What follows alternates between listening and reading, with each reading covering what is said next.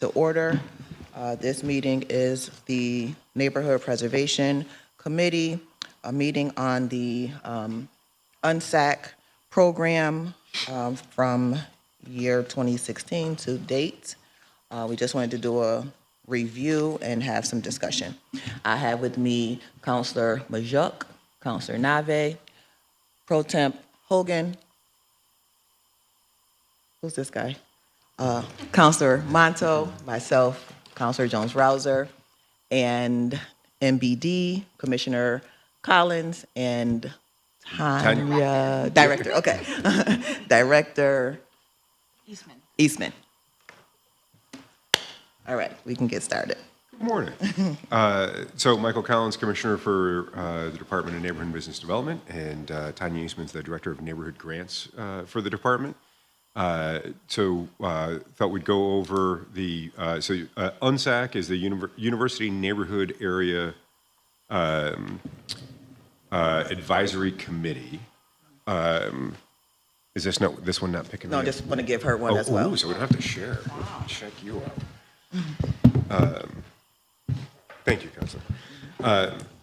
It's a subset of the shared services agreement that the city has with Syracuse University. Going back to 1994, when the university took over some of the streets on the east side, they put together a long-term agreement with the city in part paid for services on the east side through UNSAC, as decided upon by an independent committee. The university funnels the money through the city administers the grants on an annual basis. We have it at times done on a 2-year basis as well, but it's always been within that agreement. After that agreement expired, SU was willing to enter into a general shared services agreement. That is something that I know that Mayor Minor and certainly with Mayor Walsh we've been interested in continuing. Since the university does not pay property taxes as a tax-exempt entity, we approached them as we had approached many other, previous administration, so I had nothing to do with it, but had approached previous nonprofits that are large landholders and employers and said, hey, would you be willing to enter into some type of agreement? Syracuse University is the only one that has responded yes to that request. And what that looks like today, we're in the 4th year of a 5-year agreement. What that looks like today is ramping up to a $2 million annual payment to the city and $500,000 that is included in that for UNSAC. So the rest of it goes to city services. Additionally, they do provide some physical services within the shared services agreement. And so they maintain Walnut Park, and they maintain part of the western portion of Thornton Park, and then some sidewalk maintenance in there as well is kind of the overarching. This current agreement, last payment will come in August of 25. That will carry them through the end of the agreement that goes into the middle of 2026. So how many cycles has it been thus far? Each cycle is 5 years. I believe this is the 3rd cycle since, and I can go back and count, so don't hold me to it, but I think it's the 3rd cycle since the first agreement. And they expanded the map for UNSAC in 2016, so it's the 2nd cycle with an expanded map. Who's they? So Syracuse University has agreed to the map that is that's out there right now as far as all the services that we're looking to fund within that area. So who determined what the boundaries of the map, the new map is? Because it's new. I mean, it's a newer map, right? Well, it's new as in 2016. Yeah, okay. So that That's happening. 8 years. Yeah, so that happening before it happened before I joined the city. So I can't speak to whether it was the city that asked for it or the university that was open to it. I just know how it ended up. That's interesting. So It was like not the committee that determines who gets what as far as money goes. It could have been, or it could not have been, or. I So think the- it was negotiations between the city. Yeah, the that- map itself is that exactly as expansion. Counselor was saying. It's a Yeah. negotiation between the university and the city on what that map is, and then the committee reviews the applications for programming that is, that's happens within that boundary.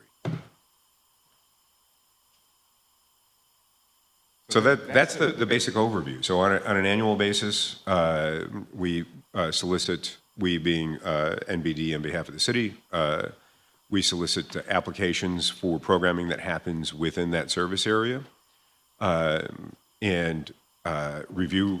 It's a volunteer committee that has staff, counselors, and people from the neighborhoods. Review the applications. As long as an application is complete and meets the requirements, that goes forward to the committee, and committee makes recommendations from there that then the council votes on, as you all did at your last meeting. All right, so the reason that I called this meeting is because, of course, you know, I'm very familiar with UNSAC. I have applied for UNSAC several times, and I've also sat on the committee this year and a couple years in the past. And as the program, since the expansion in 2016, and the program's popularity has also begun to expand, the pool of money, of course, is not as big as we, the communities, would need it to be. And on top of that, if you look at the chart that you just provided, the funding that has existed for the original neighborhood kind of has not changed much, very slight variations. And so the additional funding for that expansion neighborhoods, and I'm sure Outer Comstock is one of the expansion neighborhoods. You're not sure. No, the expanded neighborhood actually to the south. It's just south side. Yeah, the Okay. Outer Comstock Okay. was original. Okay, so that's one of the original as well. All right, so well, I'm going to speak for Outer Comstock and the South Side, if I can. But It's your committee. You yeah. can speak to whatever you want. so for those two communities, it seems as if there's not much to grasp at. It's less than, I think, 40 or 30% of what's available.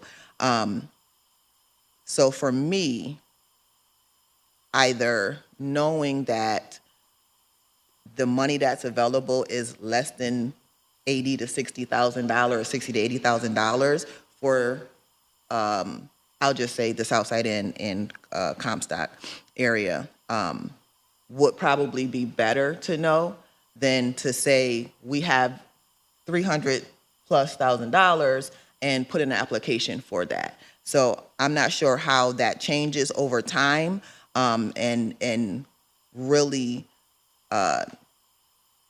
is equitable for all neighborhoods, but currently it's not. It's not at all. And so that's one of the main concerns that I have. I have spoken with other individuals in the community, and frankly, they're pissed at the amounts of funding that they've received. And not to say that any neighborhood, of course, the university neighborhood is directly impacted by SU. So of course, I expect that they would take care of their own per se. But the expansion is just not favorable at all. And so how do we look to change that, or do we change what's allotted? So I appreciate you bringing up the concern and the disparity. When the map expanded, as you've seen, the funding did not. Yes. And as we've watched our own budget grow every year, and we understand how things become more expensive, even if the map had stayed the same, with the fact that the funding has remained flat over that period of time, any funded agency is going to say, hey, even if you keep me whole at the same amount, I'm able to do a little bit less just because of inflation and a little bit less. And so if we're looking at an average of 3% over time, that becomes a challenge. With the expansion, what's happened is we have not seen a significant decline in applications from the original area. And so there's programming that's happening in the original area that the committee has valued and has not wanted to pull away from, knowing that that means that programming either stops or is significantly reduced. So that has created an inequity when you look at it in totality. We could absolutely look at this a few different ways and go back to Syracuse University and say, hey, do we want to say there's going to be a certain amount per area? That would be, I believe, a negotiation that would have to happen within the current agreement, because the current agreement states simply there's this much money for that entire area. And specifically, it's $500,000, $125,000 of which is applied to overtime for police within that area during high traffic times. Well, Michael, if I can jump in for a Yeah. second. So it's been 375, it's been 500,000 since 2016. Yes. Have we tried to renegotiate that 500,000? So in the last negotiations, we ended up negotiating a higher dollar amount to the city. We did not end up with a higher dollar amount for what's going forward. I think that going forward in the next upcoming agreement, which we would start negotiating in January 2026, February 2026, that absolutely, that's a negotiation point. The breakdown's always been 375, 125, right? For the last two, current agreement and the previous agreement. I remember the controversy in the 1990s. I was with the Parks Department regarding the closing of these streets. And I wish somebody from law was here, because the genesis of this was to sort of allay the problems that would arise from those streets being closed to the people that actually lived in that neighborhood. Yeah. And so it's sort of interesting to me that the boundaries were expanded without extra money even being thought of, and then not having the foresight to know that there obviously be more applications for that money. I wish we had more of the history here as far as how this happened. So Because I think it's really important who expanded the boundaries and who made that decision and why that decision was made. And since that was previous administration, I'm sure we do have people in law that would be able to I speak was to sort it. of persona non grata of the previous administration for a lot of my council tenure, but I don't remember us acting on that. Yeah, I couldn't speak to that. What I can speak to right now is the fact that we've got a challenge, right? There's programming that the committee rightly values across the area, and it's really difficult to decide to significantly reduce funding from one program or multiple programs that the committee believes is functioning well, and the reporting demonstrates that it's functioning well, to reassign it to other valuable programming. And so that's where we really think at the moment the most equitable thing for us to do is to negotiate hard in the next round to increase the funding. The people in this district, maybe, Tony, you can answer this, feel they're being shortchanged, that Syracuse University is getting the priority over the neighborhood needs, whether it's double parking for an event, whether streets have to be closed for an event, if there's emergency vehicles, when they call the police for an issue, and we're short-staffed because we got to control this crowd at Syracuse University, that takes a priority over the needs of the residents. So, Counselor, I would say that I'm not familiar with complaints in that fashion. What we do is, we certainly do hear complaints about parking on the east side, not related to these events on the south side. So it's really specific to the map. There is, as we talked about, there's that $125,000 in overtime for police, and so that does alleviate some of that. The other thing that the city did in response to concerns from the neighbors, a lot of the neighbors on the east side had been asking for additional code enforcement. what we chose to do in negotiations with the neighbors was we allocate some of that $2 million towards an additional code enforcement officer. That officer is not just for the east side, though. They work within, Yes. all the way around the university. So, so it's another float position. That's just an extra set of eyes. That's the south side to east side portion of around the university, kind of a horseshoe. You know, I think that, so full disclosure, I sit on this committee too, you know, I'm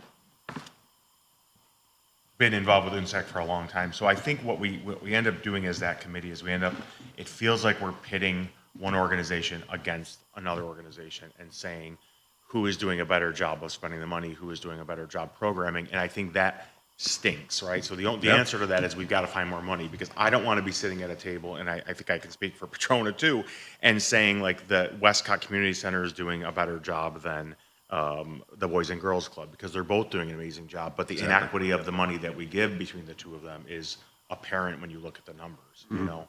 And So- I think that, not to cut you off, sorry. No, go ahead. I think too that, I'll just speak to the one program that I'm a part of, which is the 1% home improvement loan. That program typically rolled out during COVID, where people wasn't 100% sure about if they would even have a job. And so they weren't so optimistic at taking part in the program. Well, now we're out of that phase, and people are eager to improve their homes. And with all of the other development and things taking place around them, it's just a bonus for them to be able to do so. However, because we didn't ask for great amount our second year because of COVID, taking that into consideration, not being greedy and just saying, well, I'm going to ask for more just to have it, knowing that it's COVID and we're already facing challenges, we ask for less. Now we're stuck in that less phase. And so that's where I have a problem. That a lot of times, I mean, even looking at some CDBG going back 30 years, once you're at a mark, you kind of stay there in a lot of these grant funding cycles. And so I don't think that is fair to do when things change, you know, inflation has happened, so different things. And so even the university area, yes, they've done a great job in utilizing the funding. And no, we don't want to take away funding from them per se. Yes, we can ask for additional funds, or we can rotate the funding. This year, more funding goes this way, and then it comes back around. So there's ways to look at it. There's ways to, you know, make things happen there, because there's always funding left over for each group every year, I believe. Yeah, so to that, Counselor, I'm sorry. No, answer that, and then I'll come back. Okay. Yep. So this is why I appreciate the fact that we're having the conversation now. If there is going to be a consideration of a strong shift away from one program or two programs towards another one in the next year, the healthiest thing we can do is give some of these programs a heads up. This may look different next year, because it typically will take about a year to be able to find decent funding when you're in a nonprofit. For a lot of what we fund, there are no other sources for it. I think that's always in the back of every organization's mind. This program is a 4 or 5 year term. So 5 And years. so Yep. every other year, we already know that there has to be some renegotiation. We're never certain if SU is going to continue it. So that's always in the back of my mind anyway, and I only get a few dollars. So if they haven't prepared for that or understand that I think that they know that. But understanding that, yes, we should, you know, give people a heads up. But I think that the fact that every year we have to say, well, we don't know if UNSAC is going to happen this year, we have to go back to the table. That's already known. Well, so UNSAC, we always, once we've negotiated, we know for that 5-year period it's going Yes. to be there. So that part does provide stability for the city and some expected stability within the funded programs. But that, since it is an annual application, they certainly know that it's at risk every year. Having spent a lot of time, a lot of my career running nonprofit programming and organization, the challenge for the type of programming that we do is going to be different for different agencies. So if you look at something like the loan program, that right there, if you fund fewer loans, then there's less work that gets done on houses, and it's a pretty direct one-to-one correlation. You can measure that. If you cut out funding that is for direct service programming for seniors or youth, well, then the programming itself likely goes away because it's, having run that programming myself, there's not really other places to go get funding for personnel that that is consistent and that is likely. It's not that it can't happen; it's that it's really difficult to happen, and so that's the challenge that we face, that the committee faces on an annual basis. So the 500,000 that they give us, do we decide to send the 125 to the police department, or? It's negotiated within shared services agreement. Okay. So when you look Okay. at it, it's already divided out in I that. have a question. Yeah, Counselor? Thank you. So, full disclosure, I'm not on any board or committee or any of these, so I'm just going to talk from what I see and my concern that I have. The concern I have with this is that it's primarily Westcott, Eastside, actually University money given, right? So that's like the University Neighborhood Preservation, Westcott, right? So I'm just making it full disclosure, it's the university. It's only like $76,000, $80,000 going to out the other parts of the city, the community. When they thought about this, is the UMSAC grant supposed to be split up amongst that whole quarters, right?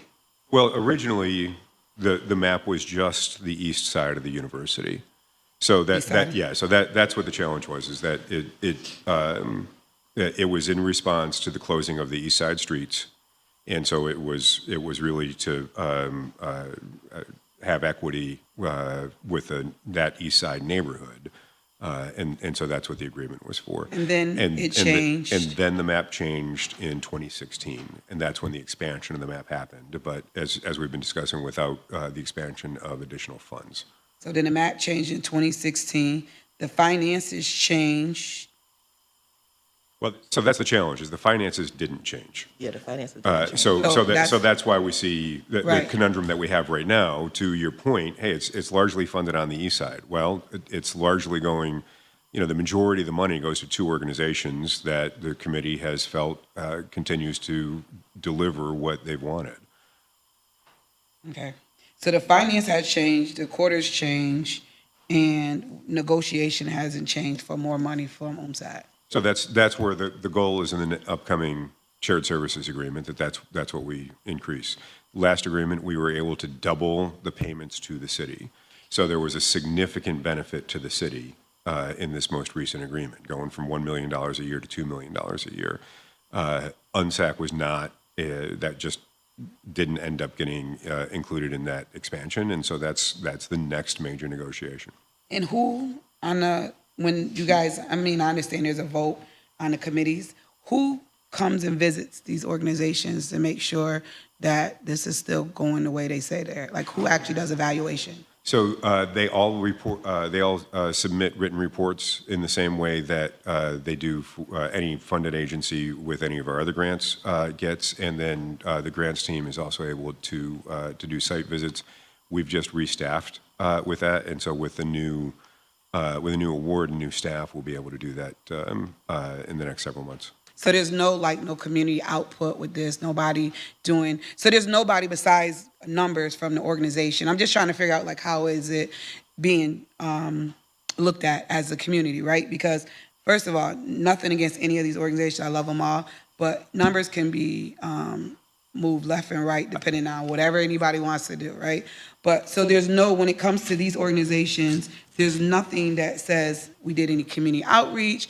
Is it hitting this neighborhood? What do the people in the community feel? Are they getting the need? Because it's supposed to be community input, right, with this. So do we do anything with that? Just curious. Yeah, so yes, Okay. we do. So so a couple things. One is when you look at, so going through this list, so Blueprint 15, we are dealing with them on a weekly basis, probably at this point. Boys and girls, I believe we've got we'll be scheduling a site visit soon. That's coming up. Yeah, What 'cause about they're some of the older ones that's been getting money? I don't even care about, like, these are, like, what about some of the organizations that's been getting money since 2016, 17? So the big chunks. Westcott Area Cultural Coalition, that is the Westcott area, the Westcott Street Festival. I think I've seen many of you at the festival. So being a one-day event, there, everything after that is going to be the written reporting on it. Westcott Community Center, several of us frequent over there and are there when they've got programming happening along with their written reporting. Those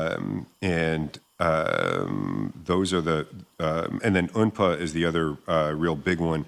That's grants. So there's really no other way to do the reporting on that other than written reporting, and then we're able to take a look at permits and that type of stuff.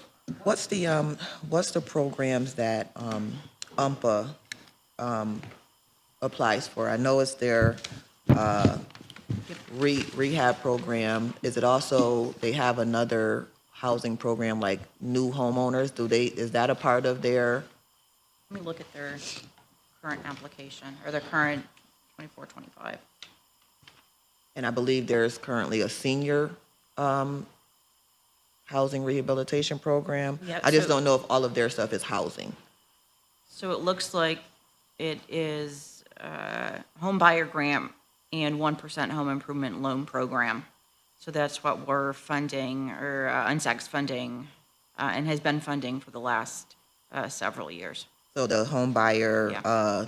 deposit help, like home headquarters, is what they do, and then the repair program. Okay, with that money. And then they're also the fiscal sponsor. Yeah, for- and that's what I was going to bring up. So UMPA also for the South Side and for the Comstock area, they're the fiscal sponsors for our ask, which I know that I was pushed to them, so I'm not sure if Comstock was as well. But because they already run the programming and technically they have the funding, which they have the funding because they're given the funding, to be the fiscal sponsor, but they charge us a fee. And that fee has gone up in the last couple of years, which also decreases what we're bringing in. So from a neighborhood and business development standpoint, I think we would be agnostic about who would be the fiscal sponsor. So if it was better for TNT to have a different sponsor, that wouldn't be an issue on our end at all. Yeah. I'm not sure about the relationship with ACNA and them, but. We also did note for. Oh, no, we have a good relationship. Yeah. It's just more or less that, like I said, we were just told to go there because they already did the program that we were implementing, so it wasn't an issue. But it did become an issue when they went up on the fee for administering the funding. And we did recommend in the 24-25 allocation to cap that at 10% per partnership. Again, when you say they, you mean neighborhood and development, your department, correct? We suggested it to the committee, and then it was And the just, committee's made up of, I don't see the names of the committee. The committee's made up of citizens who are appointed by. Counselor- Recommended from, so the original agreement, going back to 1994, named specific organizations that were to be represented on the committee. And when the expansion happened, were there more? When the expansion more names? happened, it was not clearly addressed. Okay. And so what we've done is we've tried to respect what was there and add to it. Yep. And so that's why when you look at the council representation, the fact that Councilor Jones-Rouser had a recommendation for somebody on the committee, but we've looked to expand based on our knowledge of who's really plugged into the neighborhoods. So these And are the it's people council- from the past 30 years? I'm sorry, say again? Same people from the last 30 years? Or organizations. That only No. happens in the Board of Zoning Appeals where somebody serves. Yeah, so it's not necessarily the same people. No, but same organizations. Same organizations, yeah. That's So- a problem there. so- Although we've actually changed, excuse me, Yeah, in the yeah. last few, and this is obviously before my time, is that this year, and I think last year, maybe it changed, or the year before, that if an organization was submitting an application for that year, they would have to abstain from participating on the committee. So if UNPA was submitting an application, they could not have a representative on the committee. So they expanded the area. Most of that area that was expanded to was sort of unrepresented. It's not, there's not named representation going. And there was no money.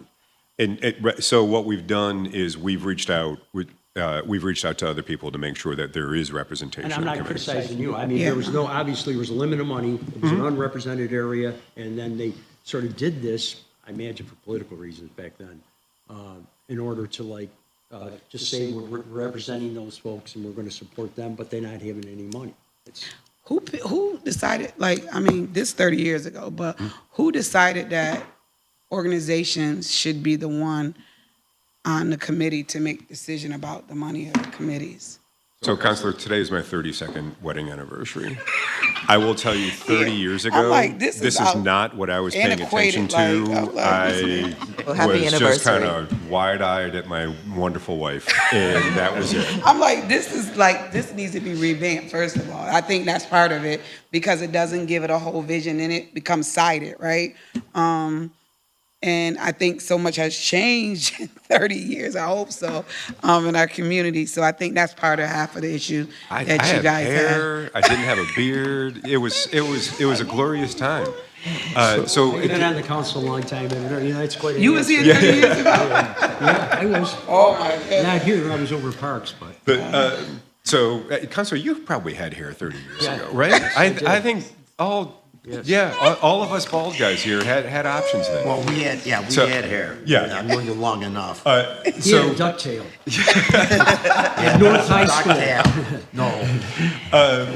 So, Counselor, and I don't mean to make light of the point, because that's why I really do see great opportunity in the next negotiation. We made significant strides in this past negotiation for what Parks is able to do with their limited resources, knowing that Walnut Park and now a portion of Thorndon has professional maintenance. And so that allows them to be able to delegate some of that work over to Kirk or wherever, right?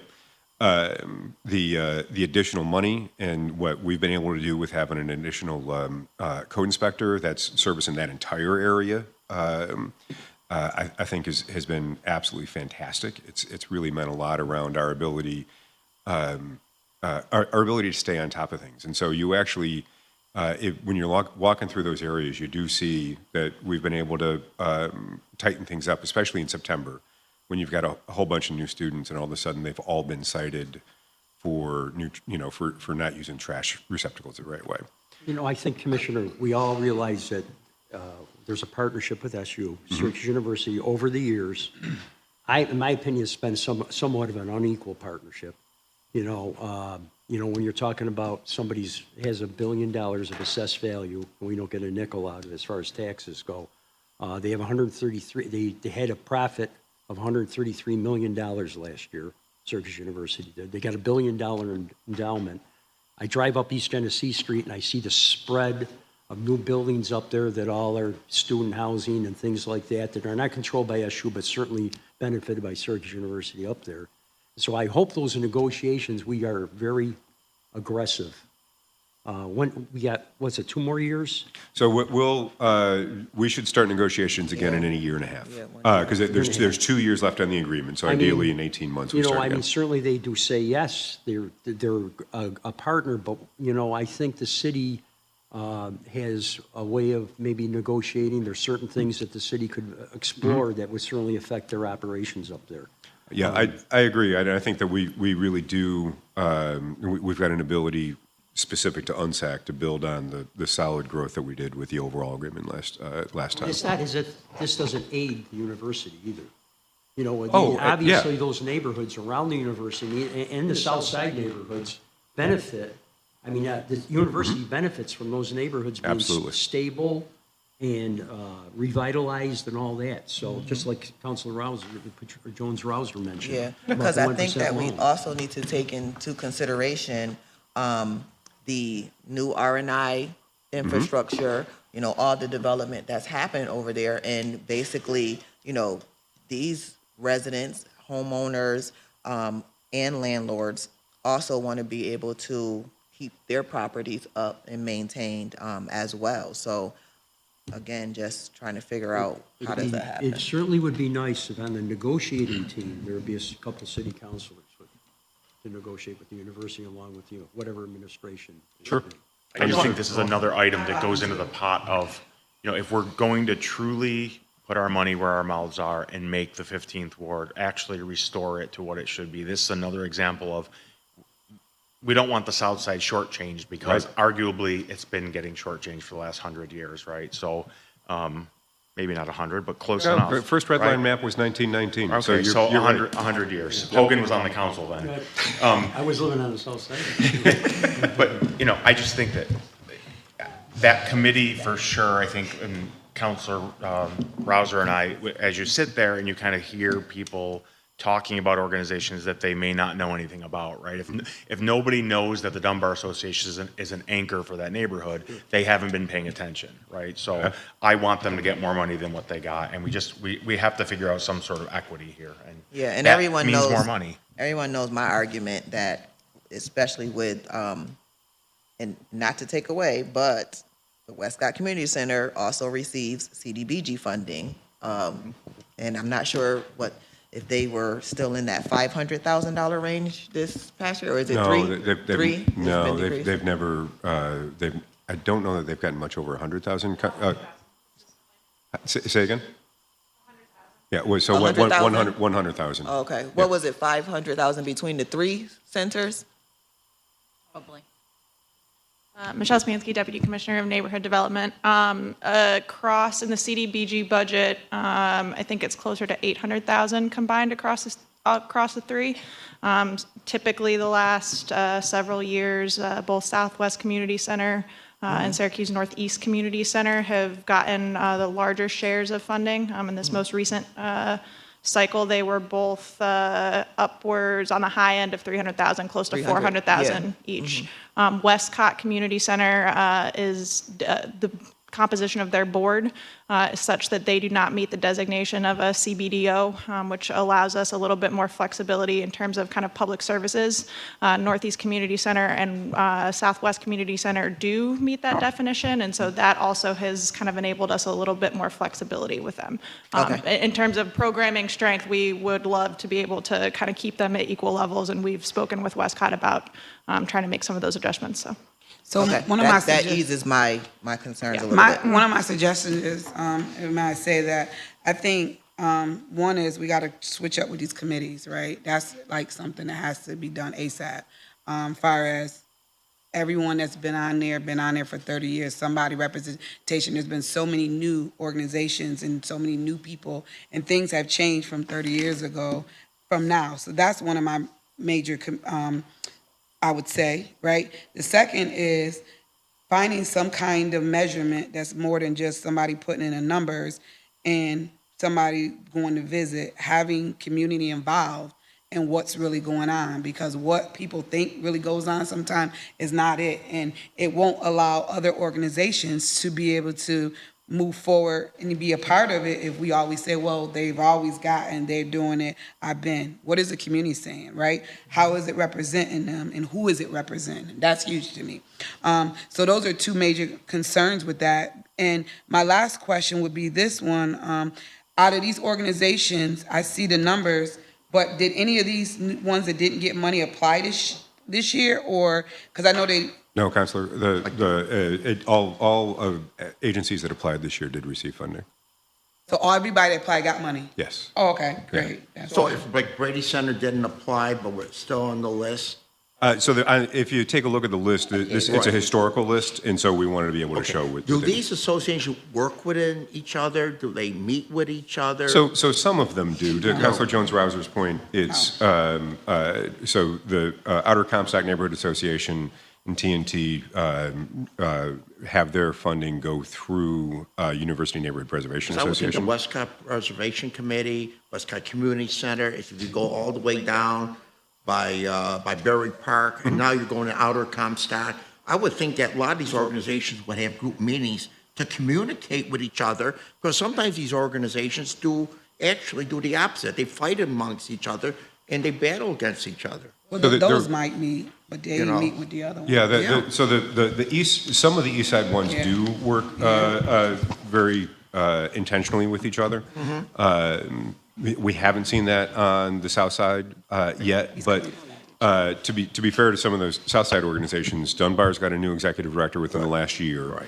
And they'd had some just some turnover at the executive director level. Because being involved, like, I've known about the Westcott business development for almost 40 years. Yeah. You know, working up in that area, I'm always concerned, do they work together? What improvements do they need? Because you see business come and they go. And then there was some talk that there was a developer was coming in where Dorian's was, and there was a proposal. I haven't heard much from Gus about it recently. Yeah, so you know? there's still there's still a proposal for that property. Yeah. But I will say, and a lot of those meetings happen at the community center. Yeah, okay. But Councilor Caldwell, to your point around the committee, just for clarity, the committee has expanded. So the committee does have different representation, and in the current services agreement, we did also institute the rule of, if you're an applicant, then you're not having representation on the committee. What hasn't changed yet is, and this was something that I took a close look at, I think it was last year, was what the groups that were named in the original agreement, that just simply never got revisited. So when the map expanded, we expanded the representation. So that's absolutely happened. And as far as the to the point around, hey, where are we getting our information from? It is the written, it is the visit. These are all, with the exception of like Force that only gets a few $1,000s. And these are organizations that, we have a lot of input from the community on what's really happening and what's not. We do not sit in an ivory tower. We've got nice offices, but So the committee has information, the committee has information. So the people on the committee has information about everyone here. They know, like, they're a part of, that's my. No. So you talk. All right. I'm not talking about you guys. Oh, already know I thought that. you were talking about from a reporting standpoint. I'm talking about, so the people that For the are gonna, committee. that are part of the committee, Got it. that are sitting, oh yeah, this one is this, are they familiar with the community and the other organizations that they're not supporting or supporting? Like, to be equitable and fair. So one of the challenges when you're pulling together a committee of neighborhood experts across multiple neighborhoods is they are experts in their neighborhoods, but specifically only in their neighborhoods. And so that's where the counselors and staff come in and say, and here's additional information around these organizations that have applied that you may not be familiar with. And so the committee does have the applications, and then we'll provide whatever else that they ask for. We absolutely can be providing more information at the upfront and revise how we do that. So so just so I have this right, so the committees are people that are from the neighborhood, more heavily weighed on the east side, because that was primarily where it was first, right? So there has been primarily more on the east side, yes. No, on the committee now, though, just so, I'm just trying to understand the whole Yeah, committee. yes, yeah, no. How many people on the committee? What do we have this year? 8, plus Commissioner Collins and I, and that includes Cindy Johnson from SU, Councilwoman Jones-Rouser from District 4, Councilman Williams from District 3, and then Southside TNT, General TNT, Westcott, so. Say that again. Yep, and I can also give you, get this to you as well if you'd like. And Yep. SU, this is their first year having someone at the table, correct? No, it's the first agreement where they've had somebody at the Okay, table. So first they've done it for agreement, multiple okay. years. They are non-voting. Okay, yep. And everybody gets one vote, and based on the vote, then it goes like. So the generally, when I say non-voting, misleading term, they leave it to the administration and then to the council. They are involved in the process. I have never had them pull me aside and go, hey, we're really hoping for something more here or something less here. It's their money, so they want to be involved in the process. The committee makes recommendations to the staff. Since it is a tight budget, the staff then turns around and takes those recommendations and puts together a recommended final budget that we share with mayor and then share with the council for approval. So the committee doesn't make the final decision? No, because the council makes the final decision. Well, we do, but after we get it from you guys. So I'm saying, when they make a decision, then it comes to you guys. You guys figure out if that makes sense, and then you submit it to us. Okay. Right, because we are the ones that administer it. Right. And to the discussion earlier, we are the ones that have the most global view of how this is all coming together. And if I could just speak to the format of the voting, would that be considered like weighted? I'm not sure. No, not really. I mean, Ranked, like ranked. we're really, everybody's got equal input with the exception of Syracuse University. Yeah. And, on our end, we try to kind of stay out of the politics. We just want to, I shouldn't say politics, but stay out of the negotiations with the committee, right? And what's be able the score, like 30 or something? 30, 35? So there's different ways to do it. What it was this year was, hey, if you want to be able to rank the rank voting, rank yeah. the applications, Okay. but there's different ways to do it. So that's what I wanted to get to. And I think this has been, I wasn't on for probably 2 years. I was on prior, maybe 2017, 2018, 19 maybe, and then I was off, and now I'm back. So I think it was the same each time that I've done it. And I think even that way of, I'm not sure. I don't know, but to me, it seems as if there's never really a large gap difference in what people perceive the organizations as doing. Everyone, I believe, if it's a 35-point system, I believe everyone comes within 30 or 32 points. Because I think we all recognize that most of these organizations are doing an excellent job. They're doing, good things in their communities. And then when the final numbers come out, that's when it's like, well, wait a minute. So I don't know if that also needs to, I don't know. Having done this work with CDBG, ESG, I've done it for national foundations. The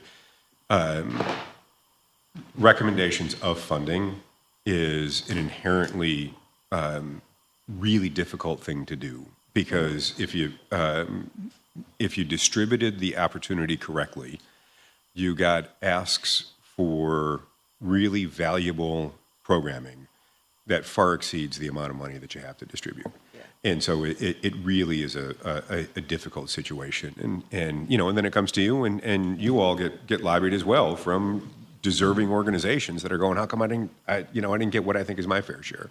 That's a challenge all the way around, and inherently always will be. Okay. All right. So if there's not any more questions. I got a couple of questions. First one is, I guess, for clarification. So when these reports go out, I take by this organization, they get sent to the city and to the university. No, just the city. Just the city. Yep. Okay. What type of metrics does the city has in place to be able to vet some of these committees? Because obviously, when they make the decision as to who get what. There got to be criteria of these individuals right, around anything. What criteria do you ask of this organization when they put this individual forth? So there's the quarterly performance reports that they submit with their financial reimbursement requests, and there is also a scoring like rubric metric that the committee uses to evaluate the applications. No, I'm talking about the committee members The committee, themselves. yeah, and they're asking questions as broadly, and again, some of this can be perceived as subjective, around sustainability, prior performance, Yeah. impact to the community that they're in around the university. Is it supporting the targeted population? And Yeah, and I think that's where we have to be really careful at some of the advice given, because technically the South Side, I can only speak for the South Side, is a neighborhood that we all know has faced many disadvantages. And for a section of the city who has benefited greatly from this money for years, they're well off at this point, I'll say. So then to, not well off as in their own money, but basically the program has supported them and they're in a good space. But then for the South Side, who hasn't had the same opportunities, not just with this program, but with many programs throughout the city, and funding disadvantages. So basically, I'll just speak for Dunbar. We all know the challenges that Dunbar has faced in the last few years, even with them having to close their doors and fighting to reopen. And then to, not support them in the same manner that Westcott is supported, they're not given the opportunity, not just with UNSAC. I want to be clear on that. Not just with UNSAC, with all funding programs, because of the nitpicky things, as in, well, this organization isn't strong enough for this, or they don't have this. They don't have the opportunity because they don't have the money.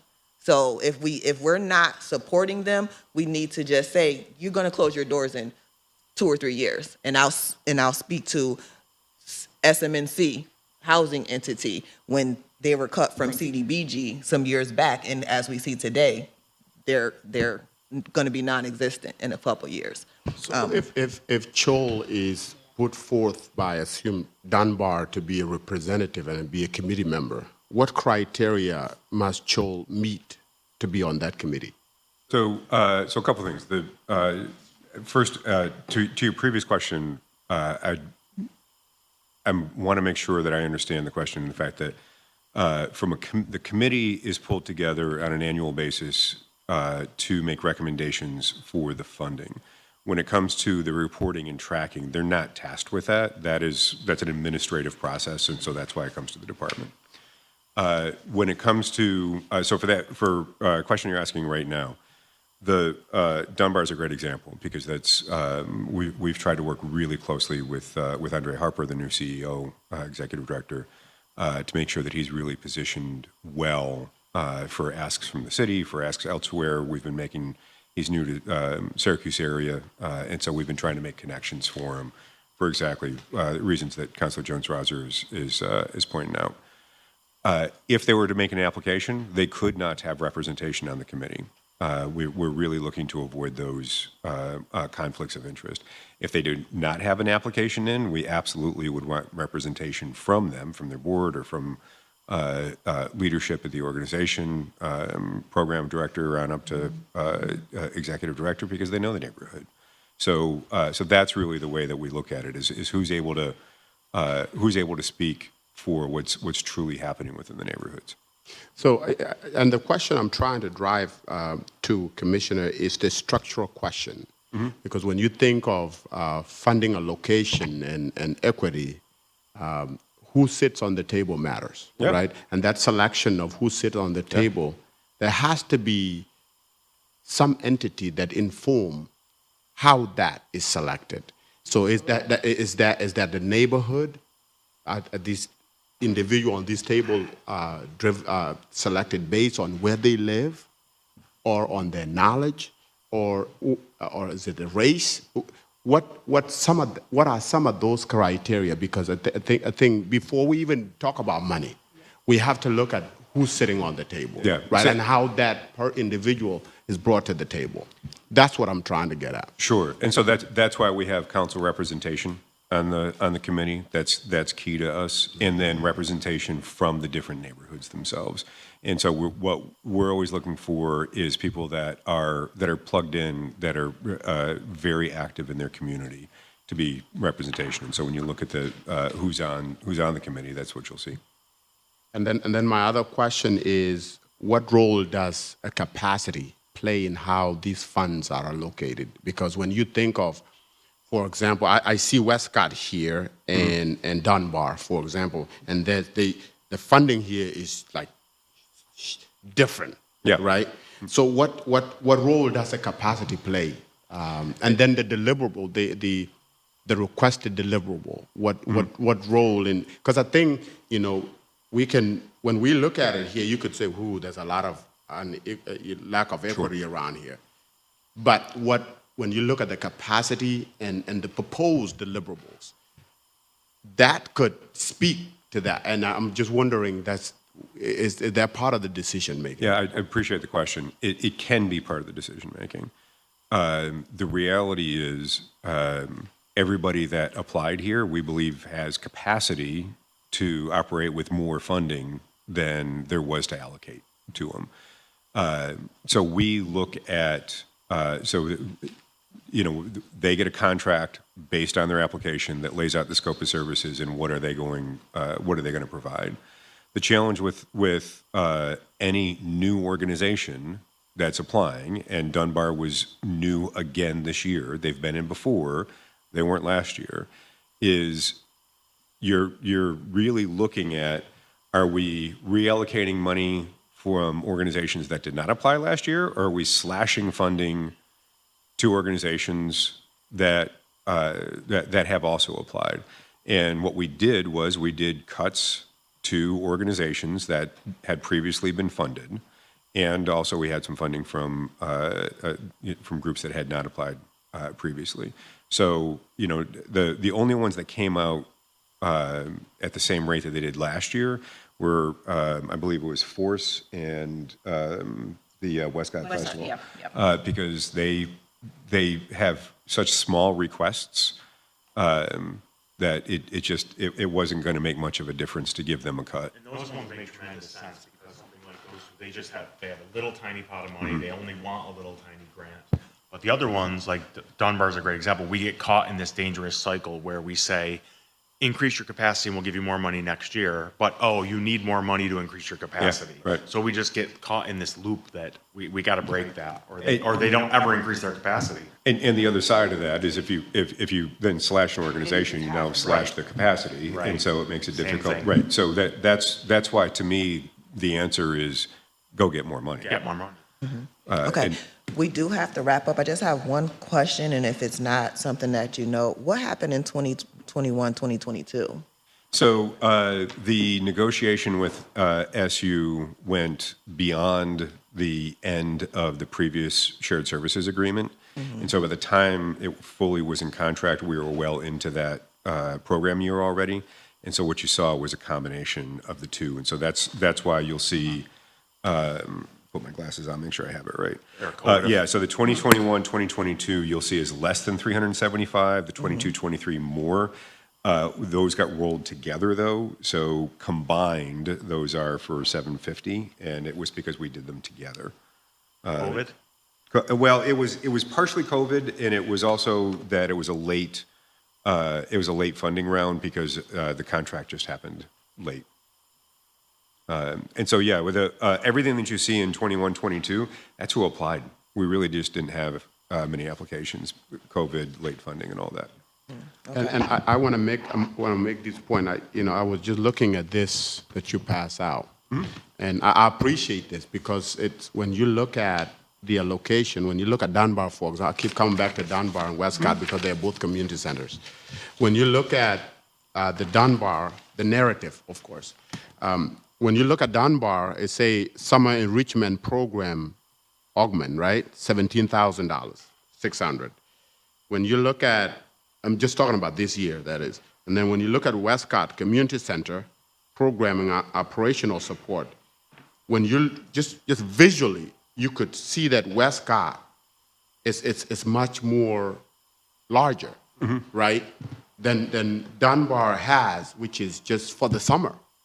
Then you know, so I think when we talk about the capacity and allocation, maybe one of the things we gotta talk about, especially when we look at WUNSAC application next year, is to figure out if, as these organizations apply, what are they applying for, right? And I think that narrative need to be made to the community. Part of the reason you got this amount of money, it was because the capacity of the program you're applying for is much smaller than this one, right? And that narrative need to be clear so that, you know, people don't think differently, because, you know, we can't ignore the structural factors that continue to push this community backward. Well, and Councilor, you make a critical point about the fact that these applications are not all apples to apples. They're not all for the same thing, right? You've got some that are for year long. You've got Westcott Cultural that's for a single day, and then everything in between. Dunbar with the summer programming is a perfect example of that in between.